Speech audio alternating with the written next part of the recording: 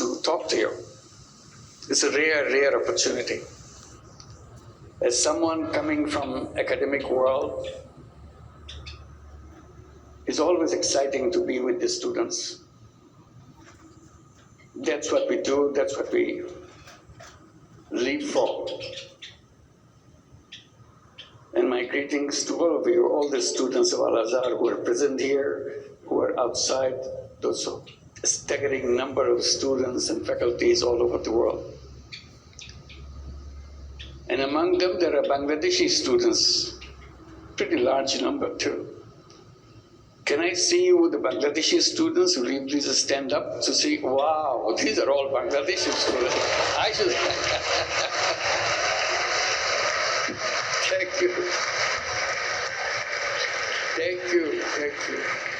It's a wonderful feeling that you could accommodate so many students. I hope more and more students from Bangladesh could come here, and more opportunities will be available to you because you change the world.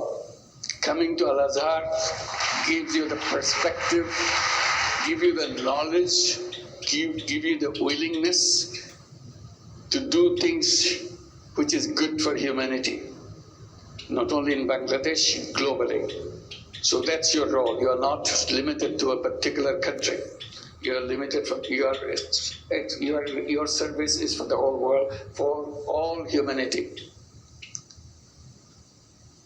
I have to catch a flight right after this, so I have to be brief, and I'll try to share my experiences, what I did as a teacher, what I was trying to do, because this opportunity to interact with the students give me this opportunity to share what my efforts were, initiatives were. Last কয়েক বছরে শুধুমাত্র fibre থেকে আমি $৬৩,০০০ earn করছি, যেখানে মাত্র 1 মাসের level 1, 4 মাসের ভিতর লেভেল 2 এবং 1.5 বছরের ভিতর টপ রেটেড সেলার হয়েছি। আরও একটা মজার বিষয় হচ্ছে Pinterest initiatives were.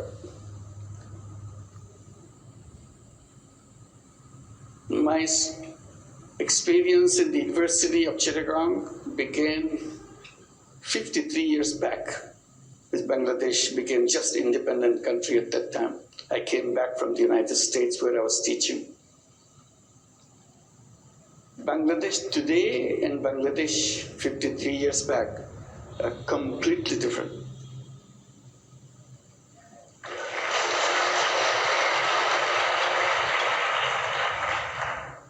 Bangladesh was the poorest country in the world. That was its title. This is not something make you feel encouraged that you are a citizen of the poorest country in the whole world. 86% of the population of Bangladesh were under the poverty line. And you see poverty everywhere.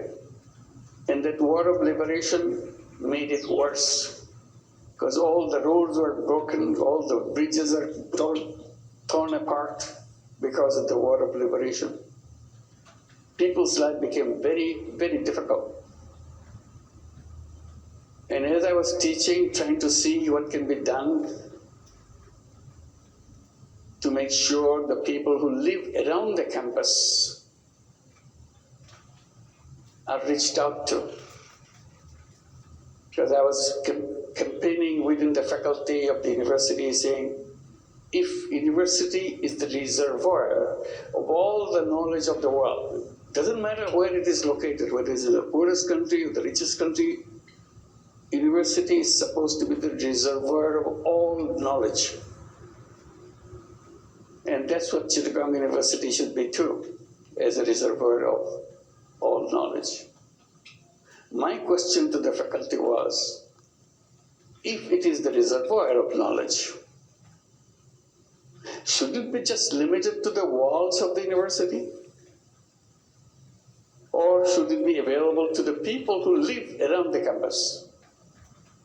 That became a big debate.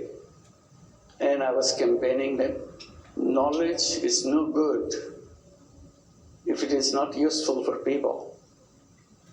So if the university has knowledge, it must reach out and touch the lives of the people who are around it and beyond. And that's what this whole meaning of having an university. So I was trying to see, many people paid attention to it. What can be done? And then terrible thing happens in Bangladesh. Terrible, terrible thing. Worst thing that happened to our life in the history of Bangladesh. In 1974, we were hit by a famine. And Bangladeshi students probably heard about it, but others may not. An enormous number of people were dying of hunger throughout the country. You literally see dead bodies on the street every day. They died not because they had some any disease. They died because they couldn't eat. They didn't have enough to eat. And dying by hunger is the most painful way to die. Death approaches very slowly. The day you die, the moment you die, you cannot distinguish, nobody can distinguish at what point you are alive, at what point you are dead. It's a very slow moving process. And suddenly, it shocked everybody. That is death by hunger, massive number of people in Bangladesh. And that hit us too in the university. So one of the things I was trying to do, if shortage of food is the problem, people couldn't eat. All I can do at least try to help the village next door to the university campus do not have shortage of food. So my first effort was to make sure there is no shortage of food in one village which is next to the university campus. So I did lots of different things. Then I saw no matter what I did, there's still a large number of poor people in the village who couldn't afford to buy that food, even if they had food in the village. So I was trying to see how to do that. One traditional way, give them charity, give them some money so that they get some food. And I was wondering whether there's a good way to do that, because most of the religions say that, give charity to the people for good reasons. But I was kind of hesitant, because this is something which doesn't lead to the solution. It only perpetuates the problem. So I kind of took a different decision that I don't want to go by that route. It's a good one, but I don't want to pursue that route. I was looking for something which can be sustainable. Opportunity came, some of experience of interaction with a villager, a village woman. And she was explaining how she survives in a daily way. But in her survival process, she had to borrow money from someone to make some stool. And then the lender, which is the trader, gets all those stools to himself and sells in the market. And he gives the lowest possible price for those stools that the women make for. So she was totally cheated out of the whole deal. So she remains poor, but she struggles hard to make sure she gets a meal next morning or next day. The reason she didn't have the money to buy bamboo, which goes into the stool. I asked her, how much does a bamboo cost? So she borrowed the money from the trader. She said maybe about 50 cents, US dollar wise. or maybe a little more if you are looking for a good quality. I said, if somebody gave you that 50 cents as a loan, can you pay it back? I said, of course I can pay it back, because I pay him much more than that. So paying you back is no big deal. I thought about it. Should I give her the 50 cents and let her be free from the moneylender, trader? Or she should continue the same relationship and see what happens. So I didn't give her the money. But I thought about it. Next morning I came back to her and said, okay, I'll give you the money. The deal is you'll return the money to me once your business is done, and then you can borrow more. So this was the start of something that I continued, because I was so excited that she really paid it back, and I gave her money back again.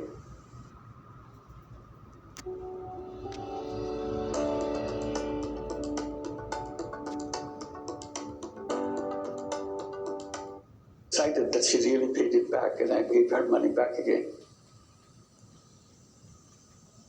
So I told the villagers. In the meantime, I became very familiar with the village women and village people. I said, if you need money, come to me. I'll give you the money. This is in a circumstances, in an environment where money lenders will give you money, and for that money you have to give away everything. Still your money is not paid back. That's what the money lending practices in Bangladesh and many other countries is all about. Here I am, I'm not talking about taking away everything. I'm just asking for the money to be back, that's all. Whatever I gave is returned to me.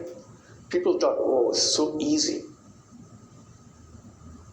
So it became very popular. The more popular it gets, more excited I get. Because it helped people. They started doing things and paying me back. Then I thought, this is not my job. I'm a teacher. Why should I lend money to people? This is the job of a bank. So there are several bank branches in the campus.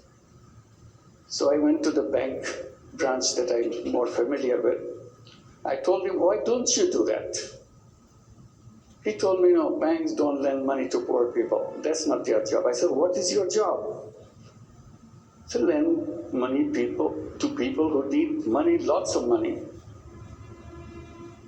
I said, that's very funny. You want to give lots of money, but you don't want to give little money. He said, that's banking. I said, that's wrong. That's wrong banking. So I kept summarizing that principle of banking. I still do all the time. It's a very strange principle of banking. The banking principle is very simple. It says the more you have, the more you get. If you have nothing, you get nothing. I said, that's very strange. You have the whole banking structure in the whole world on that principle? And it is like that. Still, it's all over the world. I said, banking system is wrong. The first time I became very bold, I started saying banking system is wrong. How should you fix it? I said, very simple. You reverse your principle. The new principle would be the less you have, the more attention you get. If you have more, you have to wait. All bankers laugh at me. That's not banking. I said, that is the banking. If banking has any meaning, it has to touch the life of the people. And touching the life of the people begins by accepting that principle. The less you have, more attention you get. Then bankers say, oh, it will not work. No matter what principle is, but this sounds good, but it will not work. Poor people will never pay back. Then I raised a simple question. How do you know? Have you ever given any money to any poor people? No. we have not, because our system doesn't allow that. I said, then how could you come to that conclusion? Oh, everybody knows that. I said, I don't know that. So I want to practice, I want to find out. So I started doing that and find out that everybody pays back. They said, well, it can stay for a while. They're trying to impress you so that they can get more money. The more money they will get, they will stop paying you back. I said, that's your assumption. I will not stop until I face that problem. I will continue. And I continued. As I continued, more and more people came. In the meantime, I started focusing on the poorest people, and the poorest of them are the women. So I said, why don't I start at the poorest level of survival? So naturally went to the women and started doing it with women. And it expanded. And then I said, why don't I create a bank, separate, different kind of bank than the conventional way that you see? The idea of having a bank came at that moment. And I started debating with the government officials, telling them, give us a permission to create a bank. Everybody laughed at it. How can you have a bank for the poor people? I said, like the way I do it. Oh, that's not banking. I said, what would you call it? Banking is about lending money and getting money back and running a sustainable organization. It's a business organization. Nobody believed that. Finally, after many years, I got the permission to create a bank. I called it Grameen Bank or Village Bank and continued to expand. And that became the story after that. So this is how an idea came to challenge an institution. The reason I'm telling this story in details, unless you challenge, nothing will happen. The world will remain the way it is.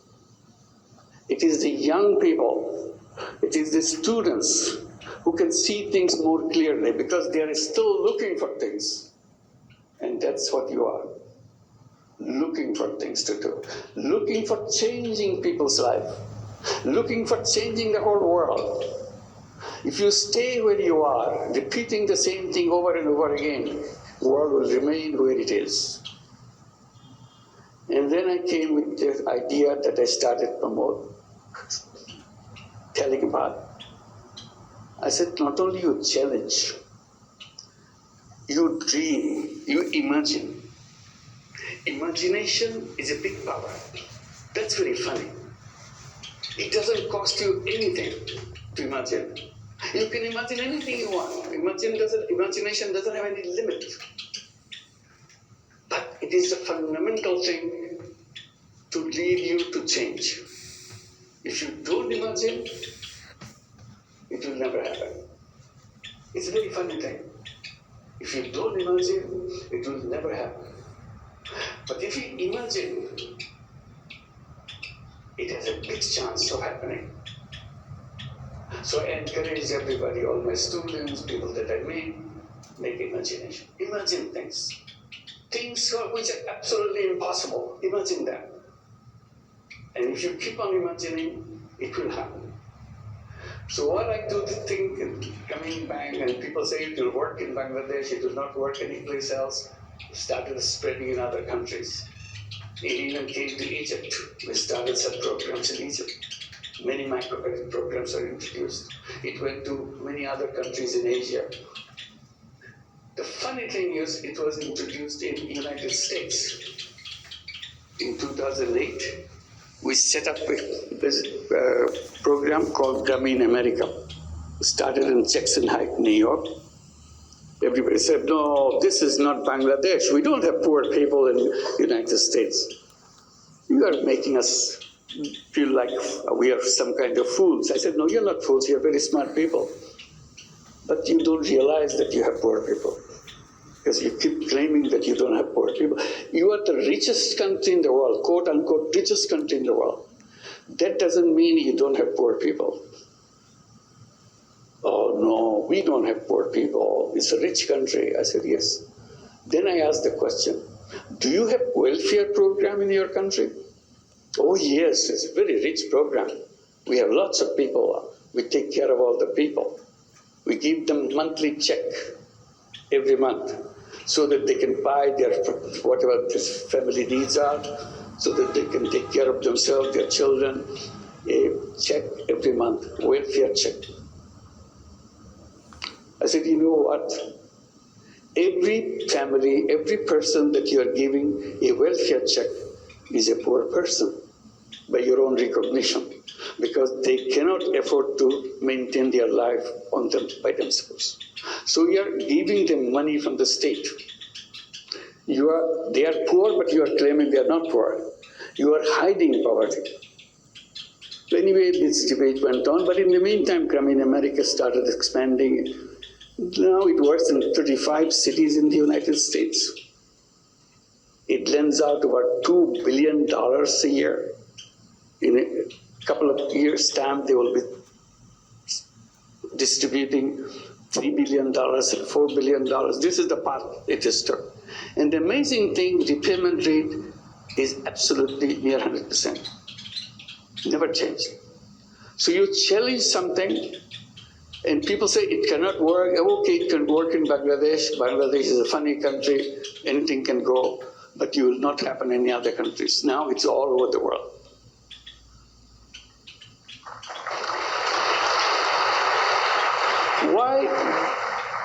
Why women? I explained. And I said, women are not only poor in terms of income, they are also poor in health. If you are poor, you're always poor in health. If you are a poor woman, then all the diseases of the world is heading for you. That's the situation of poor women. So along with microcredit, all the loans that we give, savings that we take, we started looking at the condition of healthcare of the poor women. So we built up a whole healthcare program. We have healthcare program in every village so that we can take care of all the women. We have over 10 million borrowers, meaning 10 million women in our system in the Grameen Bank in Bangladesh. So there's lots of people needing healthcare.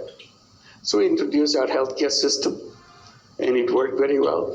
And we created many other systems to help the poor people. And people say, why are you doing all these things? Why don't you leave it to the state to take care? I said, look, the state government can do whatever they can do, but every citizen has a right and obligation to do what he or she can do. So we are simply using our right to make sure we make life for other people better. And that's what we are doing. But you're doing it you're charging people fee, you're charging people money to run this. Why don't you do it as a charity? I said, I'm always trying to stay away from charity, but charity has one limitation. Charity is a wonderful word, wonderful idea, because that's where only place where poor people could survive, charity. I said, I am saying that it can be done in another way. Because charity, when it goes, helps people, it does help people. But money that goes, it never comes back. So you have only one-time use of your money. So you have to find fresh money to do the same thing again. So what I'm doing, I'm trying to create it as a business proposition.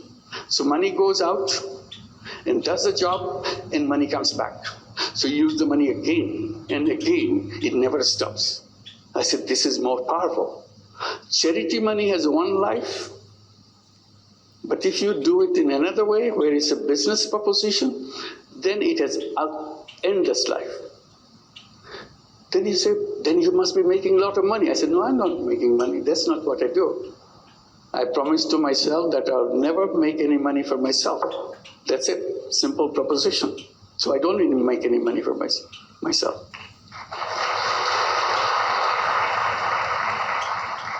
Then then why are you doing like this? This is not a business then. I said, it is a business. See, we contradicting. In our classroom, we are told if you are in a business, you have to make money. And the best sign of a good business is to make the profit as high as possible. Profit maximization principle. See, I got stuck with this now. Profit maximization principle. I said, well, that may be the one kind of business, but there are other kind of business. Oh, in our books, there is no other kind of business. There's only one kind of business. To profit maximize. To maximize profit. I said, if you have only one kind of principle, then this is something missing. There should be in your textbook another kind of business. Business to solve problem of the people without making any money for yourself. Oh, we never heard of this because we never did that. I said, I'm doing it, I like it. They started a debate. Can this be a business? I said, of course it's a business. Business means you sell something, you produce something, sell something, and get your money back and have a surplus. In my business, there's a surplus. There's no question about it. But I don't want to take it myself. That's the only thing. The rest of it's the same. Why didn't you want to take money for yourself? I said, that's my decision, that's all. You don't question that. If you like it, you should do it too. It's fun to do that. It's a big controversy in economics classes and conferences, debate, can this be a business? I'm saying this is a business as anything else. So finally I have to give it a name. I started calling it social business. Defining as a business to solve problem without financially benefiting by yourself. So surplus stays with the business and expands the business. We took this principle and expanded, creating many, many other businesses. And funny thing, we came up with an idea. Well, government was giving licenses to telephone services, but in Bangladesh, in many countries, I'm sure Egypt did the same thing. At one point of time, very few people had telephones. It was a government service and very inefficient. Maybe 100,000, maybe something like that. That's the total number of telephones in the whole country. So that's when the mobile telephone idea came, and it's got introduced in other countries. Bangladesh wanted to give a license, give licenses for setting up mobile telephone companies. We looked at each other, what does it mean? And we had an idea. Why don't we apply? We had no idea what a mobile phone is for. But since government is asking for application, we sent an application. We want to have a mobile phone company. Everybody asked, why do you want to have a mobile phone company? You are just lending money to poor people, that's all. Mobile phone company, mobile phone is for the rich people. Very rich people. Because at that time it's very expensive when it came. So I said, well, we have an idea. We want to bring telephone in the hands of poor women. Again, a shocking experience. Why poor women? What do they do with the telephone? I said, we'll figure that out. We explained, government was not happy with our application. They said, why do you want to give money to poor women? Telephone to poor women.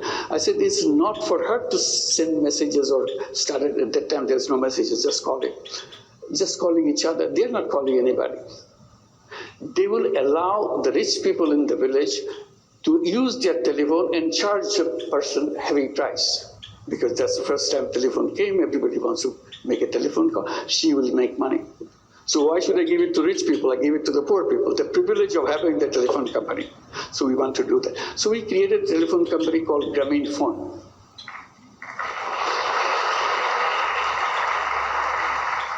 Government official asked, you said your women are illiterate. I said 100%. All our women are illiterate. They cannot read, they cannot write, they cannot even write their names. They don't even know what their names are. That's the beginning.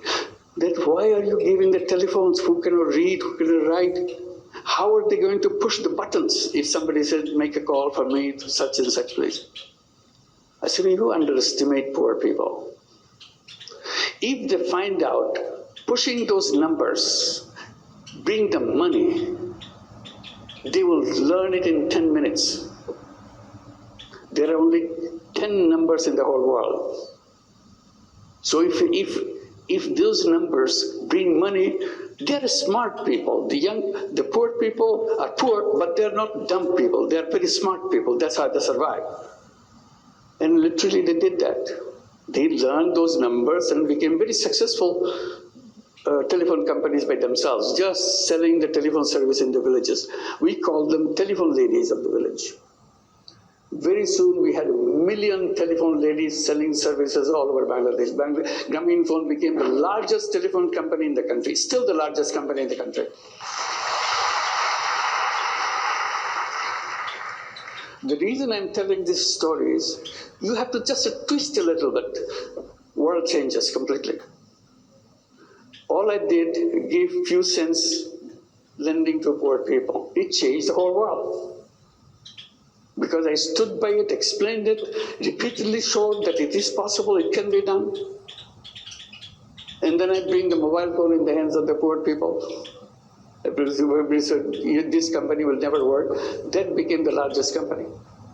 They never had an idea that women and the poor women can be involved in telephones. It dramatized the whole family. She became the most powerful person in the whole village because she has a telephone. You may be a rich person, but you don't have a telephone. Because our company gave only telephone to the poor women, nothing else in the beginning. Now we give it to everybody. So she became very, very respected person, very important person in the village. One lady was explaining to me in those days, saying that, I said, how do you know you're an important person? She said, I know I'm an important person in the village because no wedding ceremony can take place in 7 villages around me without me getting invited. That's the importance. So it's powerful, it gave them power, it brought technology, their children changed. We pushed these children to go to school, we gave them scholarships. From illiterate families, they went to universities, they got their PhDs, many of them became doctors, engineers. I said, there's nothing wrong with the children of poor families. Simply, they didn't have enough finance to go through the school system. After they go to the school system, they're as good, even better. They're topping the class. So it's about perception, how you look at the world, what you want to do with the world. So now I talk about creating a new world. I call it world of 3 zeros.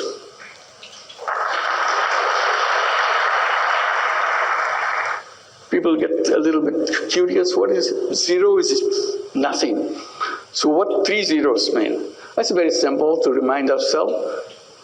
0 net carbon emission, because we cannot survive unless we achieve that. 0 net carbon emission. 0 wealth concentration. You know, our countries move forward, like Bangladesh has moved forward in the last 53 years. But where did all this money come? Where did it go? It went to the several people, several families in the country. Bulk of the people is still at the bottom.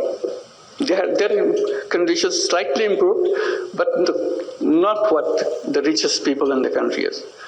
All the wealth goes in one direction. In every system, in every country, wealth gets concentrated in the hands of 10%, 12% of the population of the country, and the rest is still struggling. So I said, that's not right. So we have to address this question of wealth concentration. That's where the social business comes. If you introduce social businesses, there is no wealth concentration because money is not going to one place. Money is just circulating and you are not taking any part of the profit that you make. So I said the future of the world is having more and more social businesses. Everybody says, social business is a funny concept, it will not go anywhere. Then we see big companies like Danone, like Uniqlo, they are becoming, Uniqlo is a big company in Japan, Danone is the biggest company in France. They became interested in social business. So we started having joint ventures of social business with big companies, addressing the problems of the poor people, because company doesn't want to make money for itself. It is only interested in solving problems. So now the social business idea is spreading. We have many centers at the universities. They have the social business centers teaching what the social business is, challenging the whole economic system, whole economic framework. I said the root cause of all the problem that we created in the world is what we have designed as called economics, which is a profit maximizing system. I said that world will always be a world which will destroy itself. I said the civilization that we have created now is a self-destructive civilization. It will destroy itself. Nobody can save it. I repeat, this civilization is a self-destructive civilization. Either we'll be hit by all the problems we created, the environment and the climate will kill us, or wealth concentration will kill us. All the wealth will go to a few people on the top. The rest of the people will not have nothing. So that society is not tenable. Unless you're sharing the world, society cannot function. And the last one is zero unemployment. That's very interesting. It came because of my experience with microcredit. I said all human beings are born as entrepreneurs, not job seekers. But economics teaches us, get ready, get a good degree, get a good education, get to the best university, so that you get a best job. I said, job is a wrong idea, absolutely wrong idea.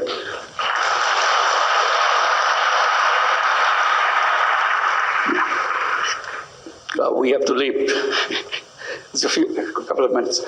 I said, it's a wrong idea because human being is a creative being. Essence of human being is a creativity. That's why I said, imagine. If you imagine, your creativity takes over.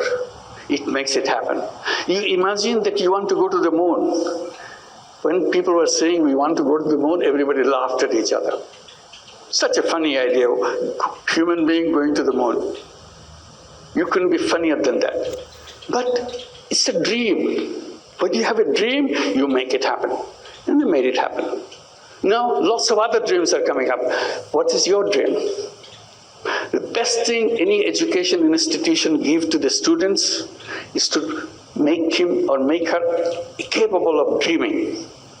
If an institution is not inculcating that quality in young people, that institution is not an academic institution. It doesn't serve the whole purpose of being an academic institution, inspiring young people to dream the things that you would like to see. Once you dream, it will happen. So I talk about zero unemployment. I said all human beings are born as entrepreneurs. Job is the legacy of slavery. We don't want slavery. We don't want to be slaves. But the education system forces us to do that. Because they say you need a degree, you need a piece of paper. Because if you produce a piece of paper, you get a job. I said, I want to create an education system where we don't need a piece of paper. We don't need a degree to show it to somebody. I use the knowledge to change the life of the other people, change the life of any people. That's what entrepreneurship is all about. And entrepreneurship is not about making money. Entrepreneurship is about changing the life of the people.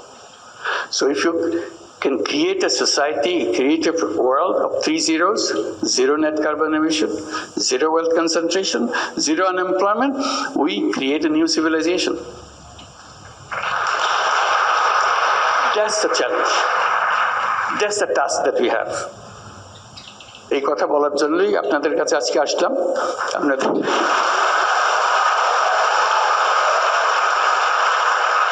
আজকে তাড়াহুড়া করে চলে যেতে হচ্ছে, ভবিষ্যতে আবার দেখা হলে সময় নিয়ে কথা বলবো। আজকে কথা আজখানেই শেষ করি। সবাইকে অসংখ্য ধন্যবাদ। আশা করি যোগাযোগ রাখবেন, আরো বাংলাদেশ থেকে আরো আপনাদের বন্ধুদের নিয়ে আসতে পারেন কিনা দেখেন। আশা করি এটার দেশে অসংখ্য ধন্যবাদ। Thank you very much for all.